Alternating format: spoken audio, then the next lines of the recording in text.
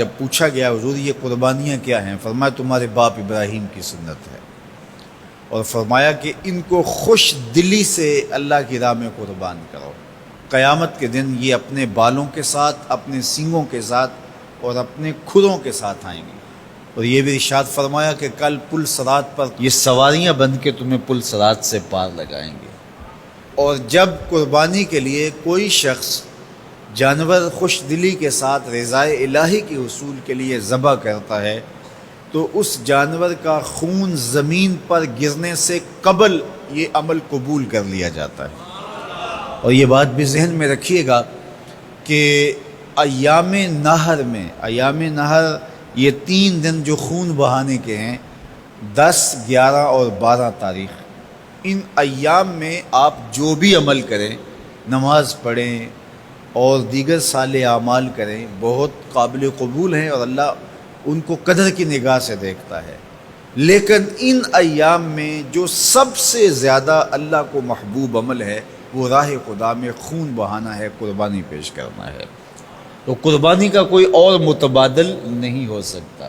کچھ لوگ یہ فلسفہ ان دنوں کے اندر بیان کرتے ہیں کہ 20-50 ہزار کی قربانی کرنے کی بجائے اتنے اگر کسی غریب کو دے دیے جائیں تو اس کے 2-3 مہینے خیریت سے گزر جاتے ہیں اور وہ گھر کے اندر جو ہے وہ ضرورت کی چیزیں ڈال لے، تو گوشت تو 2-4 دن کے اندر کھایا پیا جاتا ہے، ختم ہو جاتا ہے۔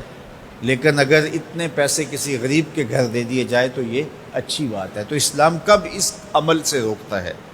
غریب کی مدد کیجیے، صرف عید کے دن ہی نہیں، مینڈے کی جگہ ہی نہیں، بلکہ اسلام تو راہ خدا میں جانور ذبح کر کے اسی جذبے کو بیدار کرنا چاہتا ہے کہ تمہیں گوشت کی ضرورت بھی نہیں تھی پھر بھی تم نے ذبح کر دیا، تو جہاں ضرورت ہوگی اور تمہاری ہمسائیگی میں، تمہارے اطراف میں جب کوئی غریب ہوگا تو پھر تم اس کے لیے ذبح کیوں نہیں کرو گے؟